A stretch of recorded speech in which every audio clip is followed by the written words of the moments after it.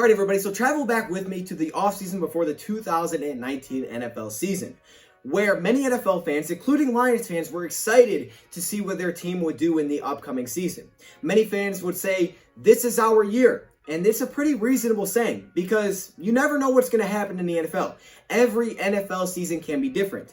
Things change constantly. And that statement was reinforced as the San Francisco 49ers went from a team with the second pick in the NFL draft to representing the NFC in the Super Bowl just a year later.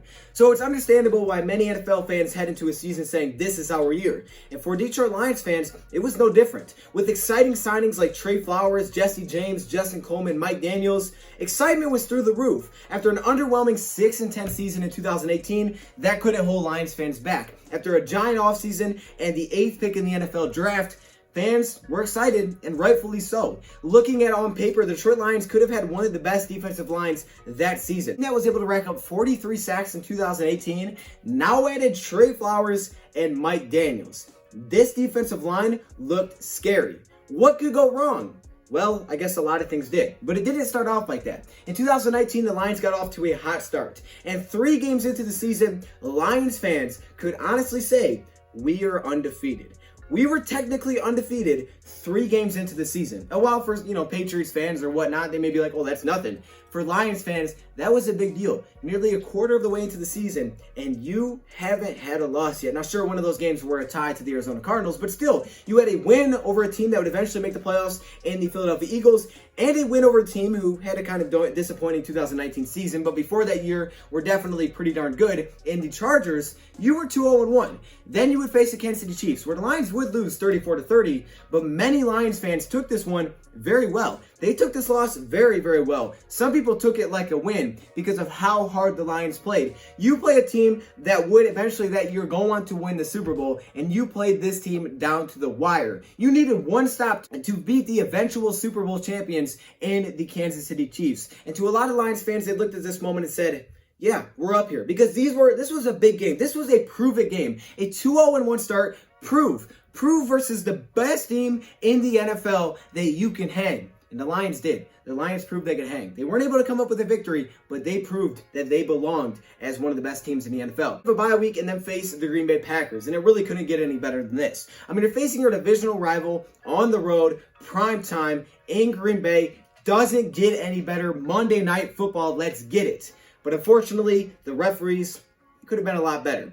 Now, I'm not going to go into this because I think a lot of people have, but even Lions fans understand, even Packers fans understand, this was one of the worst officiating games ever. Phantom calls the Packers in position to eventually win this game 22-23, where Detroit Lions could have easily gotten off the field a couple of times.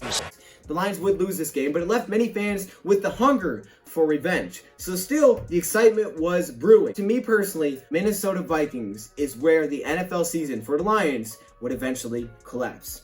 Week 6 against the Minnesota Vikings, the Lions would get throttled defensively, allowing 42 points. And while they did keep it relatively close, 30-42 was their final, as Matthew Stafford and Marvin Jones had 4 touchdowns. The game was ultimately decided by the Lions not being able to get off the field. That went 2-0-1 through the first 3 games was now 2-3-1. The Lions would bounce back, and they would get a win over the New York Giants, but before that win, the Lions would trade away their team captain defensively in Quandre Diggs. And while I will admit, as a Lions fan, he was not playing the best that we've seen him, he wasn't that bad and was still your captain. Nevertheless, this was your captain defensively, and it was just a tough hit for Lions fans because this was a fan favorite, a big hitter. He was exciting, and now he's gone. And this opened a can of worms. As this spread out across a lot of players in the locker room, eventually led to Detroit Lions star cornerback in Darius Slay. This past offseason would get traded away for a 3rd and 5th round pick. You said he told you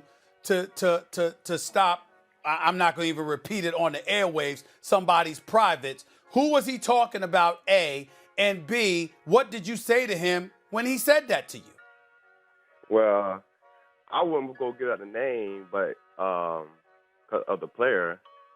But shoot, I ain't say nothing at the time because GQ done told me not to, and just keep it professional and just play ball. So Quandre Diggs is gone. He's out of the picture. The Lions would bounce back and get a win against the Giants, but it wasn't very pretty as the defense still gave up 26 points. The Lions defense would give up 27 points per game in the 8 games Matthew Stafford was healthy.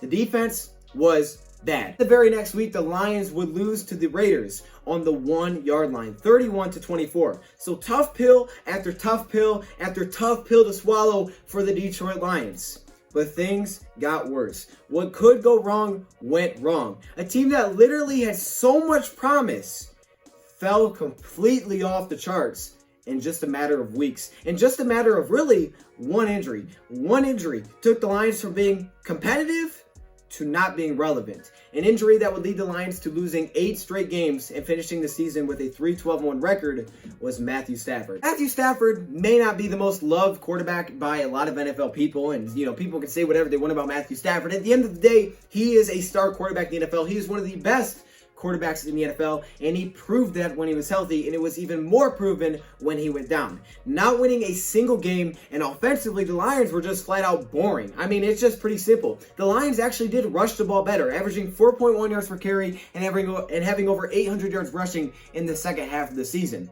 But when it came to passing the football, the Lions were atrocious. Only 175 yards passing per game and averaging roughly 17 points per game was just plain old hard to watch. I mean, with Matthew Stafford, the Lions literally on top of the league, averaging 312 yards passing per game and putting up 25.5 points per game. It was terrible in the second half, and 0-8 just felt worse. Not to mention, they also had to use their third-string quarterback. So not only did they play with their backup, they also played with their third-string quarterback. I mean, literally, it couldn't have got worse for Lions fans. Injuries would stack up. The defensive line would not live up to the hype because of injuries for Mike Daniels, Snacks Harrison playing as a shell of himself, and Trey Flowers' slow start to the season. It just fell flat. It felt like a domino effect. The Lions season was over before you knew it. And about week 11, you were just saying to yourself, I kind of just want the season to be over. It hurt to say it, but it was the truth. It was hard to watch.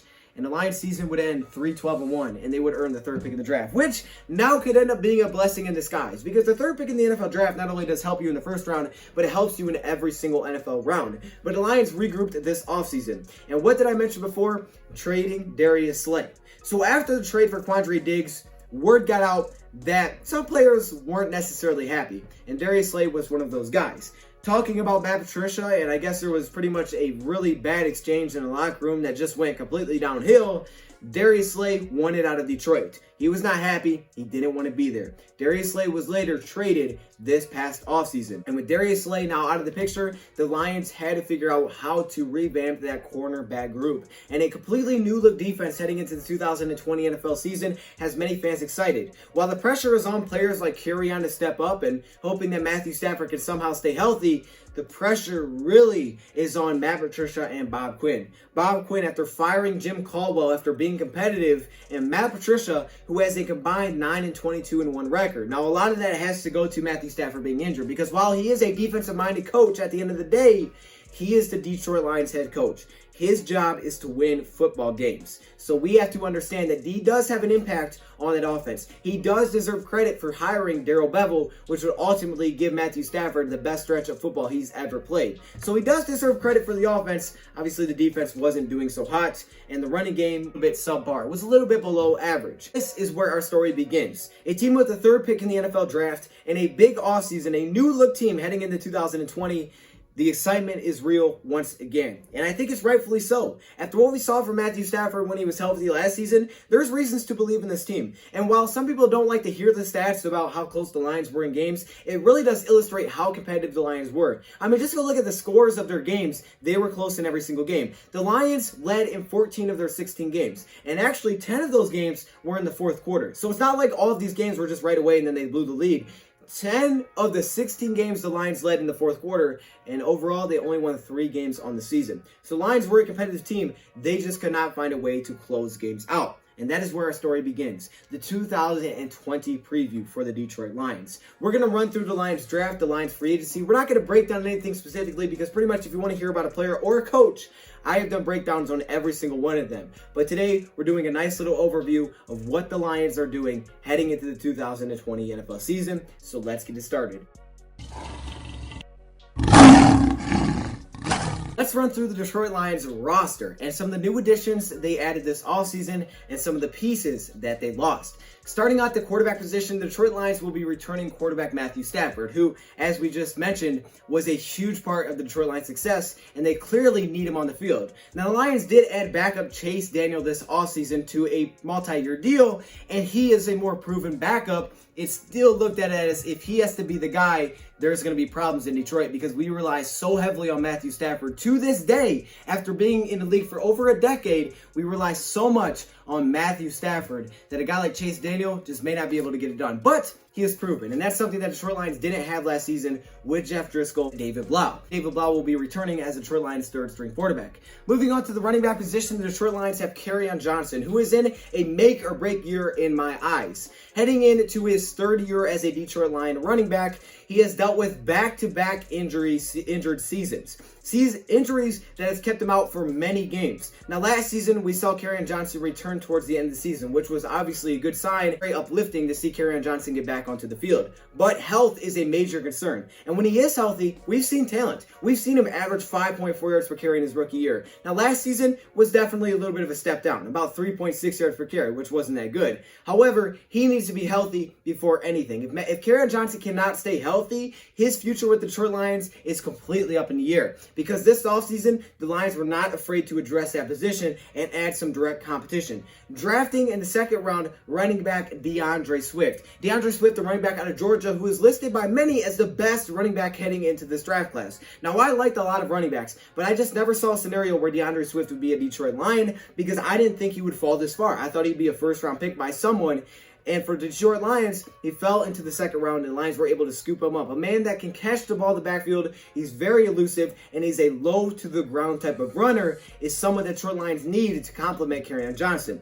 They also have Bo Scarborough and Ty Johnson returning. We don't know who's going to make the team at this point. Bo Scarborough being that power back who I think does make the team, and Jason Huntley, who they also drafted as one of the confusing draft picks, to me, is the next J.D. McKissick for the Detroit Lions, so I completely understand why they made that move. Moving on then to the fullback position, it could be Nick Bawden or Isaac Nauta. And then we move on to the offensive line. The offensive line has a much different look on the right side. The left side stays pretty much the same, at least it could. Left tackle will be Taylor Decker, at least it seems at this point. And left guard last year was Joe Dahl and Kenny Wiggins mixing in and out. Now with two drafted rookies in Jonah Jackson and Logan Stenberg, we could see one of those guys take that role. I could see it being Logan Stenberg, but if it's not, Joe Dahl probably will start there to begin the season. And center still Frank Ragnow, who is arguably, I think it's not even that arguable at this point, the best offensive lineman the Detroit Lions have. But on the right side, we see a new look offensive line. Right guard Graham Glasgow went out and signed a big deal this offseason in free agency, and because of that, the Detroit Lions had to let him walk.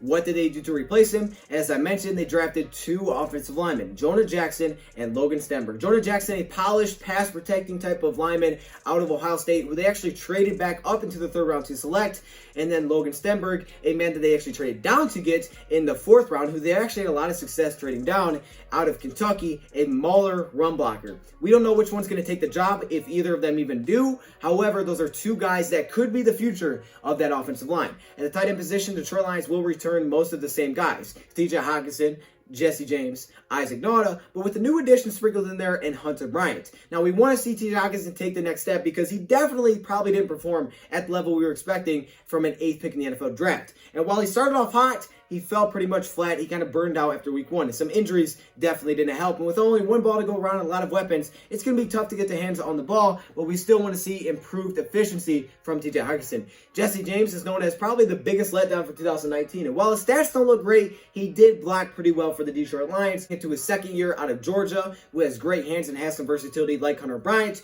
who will probably directly compete with Isaac Nauta for that tight end role. And if Hunter Bryant beats out Isaac Nauta for the tight end position, I could see Isaac Nauta being the next fullback for the Detroit Lions, and that could move out Nick Bawden. Then finally, the receiver position. It's best positional group. I mean, I think it's definitely up there with the quarterback positional group because not only is it very young, talented, it's also proven. Kenny Golladay, who's one of the best receivers in the league, and I know the NFL Top 100 didn't put him there, but the NFL Top 100 is jokes. Let's leave it like that. Either way, Kenny Golladay, who led the league in touchdowns with a backup and third-string quarterback for half the season, is the Detroit Lions receiver who goes across from Marvin Jones Jr., another beast who Detroit Lions should not trade, by the way. They need to keep this duo together, I believe, for as long as possible. Then in the slot, you have Danny Amendola, who had one of the best seasons of his career last year. You also have Marvin Hall, Deep Ball Hall, who just had a few receptions, but hundreds of yards as a deep threat that definitely was someone that went under the radar to defenses. And finally, you have your additions of Quintez Cephas, Travis Fulgham, Chris Lacey, a lot of guys, Victor Bolden, a lot of question marks,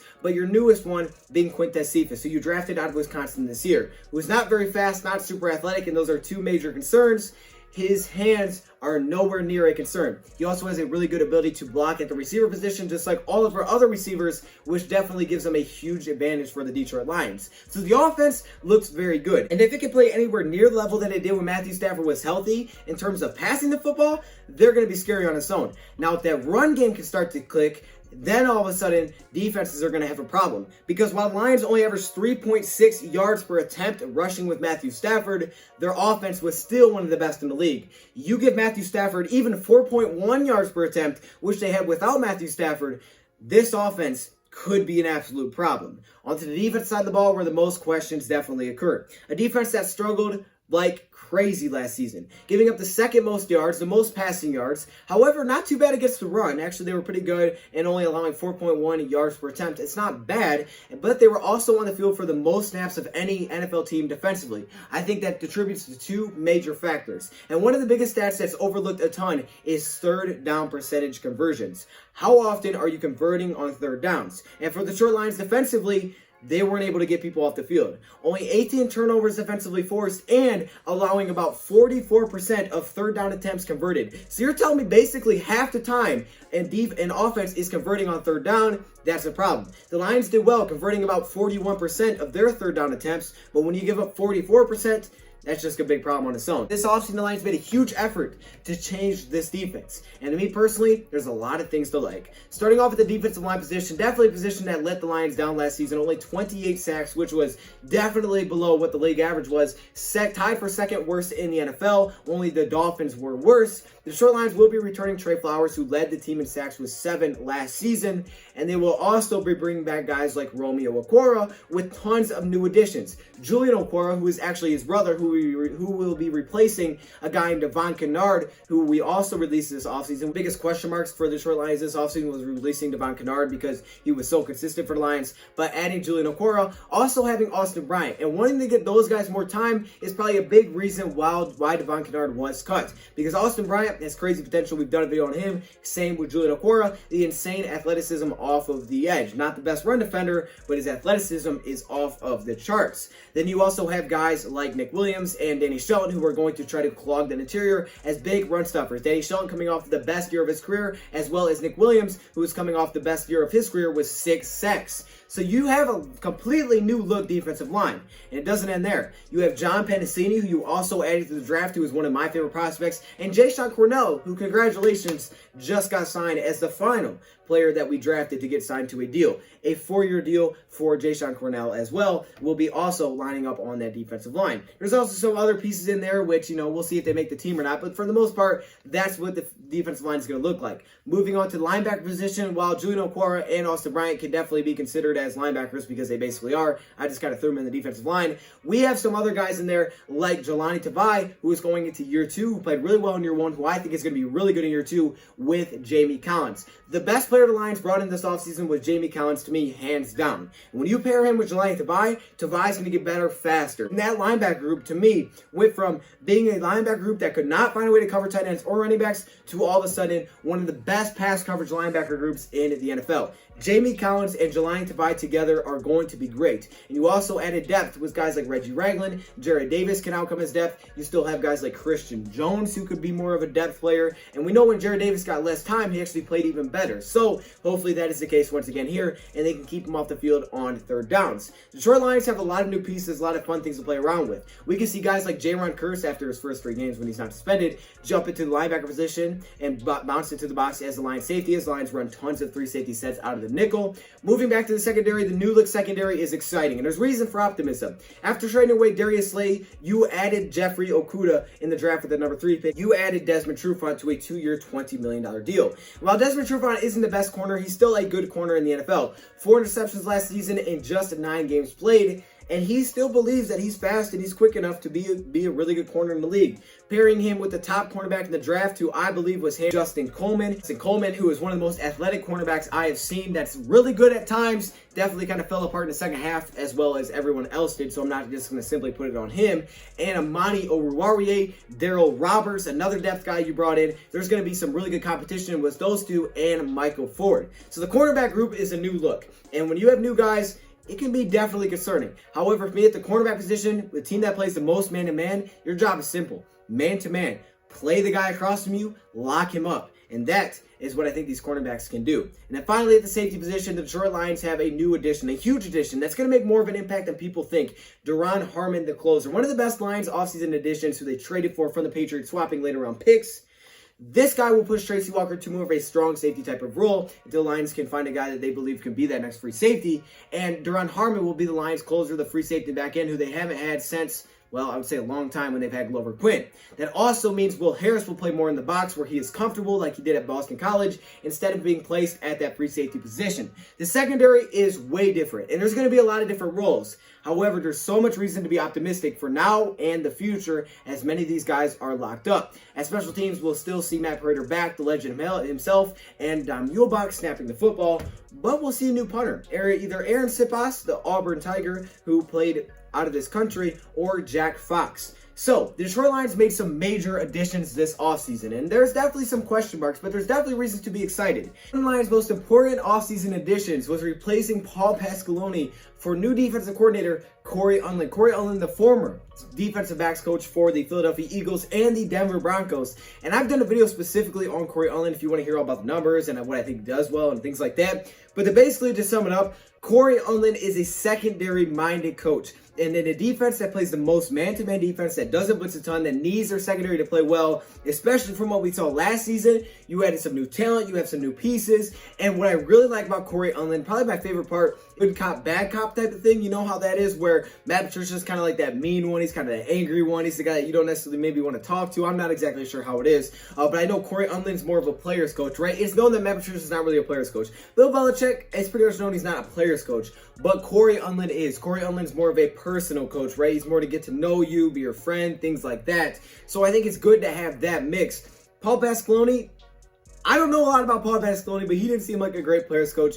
I feel like a guy like Corey Unlin, from what I've seen, is a guy that really meshes with his players really well. We've heard Malcolm Jenkins talk very highly about him. So I think that is what's huge about adding a guy like Corey Unlin as our new defensive coordinator. And hopefully he makes a big impact and this defense can have the Darrell Bevell effect. By the way, guys, there is a video on that. As last season, two of the biggest problems for the Lions getting off the field and also running the football. Arguably the top running back in the draft with Kerryon to just make him even better. And defensively, you add guys that can help you get off the field and guys that know the system in a weird offseason. There is definitely reasons to be optimistic that the Lions can be really, really good next season. And when you look at the Detroit Lions schedule, you will see that their first two games coming against divisional opponents, the Bears and the Packers. Two gigantic games to start the season. And that will start the pace off for the rest of the season. Then you have a little bit of an in-between where the Lions need to rack up some games. Once you hit the Texans on Thanksgiving, you're in a gauntlet of teams that could be in the playoffs. Texans, Chicago, Packers, Titans, Buccaneers, Vikings. That is not going to be an easy final stretch. So there is reason for optimism. The Detroit Lions have one of the toughest schedules, but as we know, NFC North will play very like opponents as well. So in that case, the Detroit Lions could be really, really good next season. I see it happening. I think the Lions are going to go from worst to first. And if you guys want to know why, I have a video on why the Lions will win the North next season. Let me know your thoughts, comments below. Thank you for watching, and I'm out. And if you guys want to know about any of these players specifically, make sure you just look them up. You can probably find on any player, any coach. If there's anybody you want to know specifically, just look him up and then type in Dose of Dion. I have a video on pretty much everybody. So there you go. Thank you for watching, and I'm out.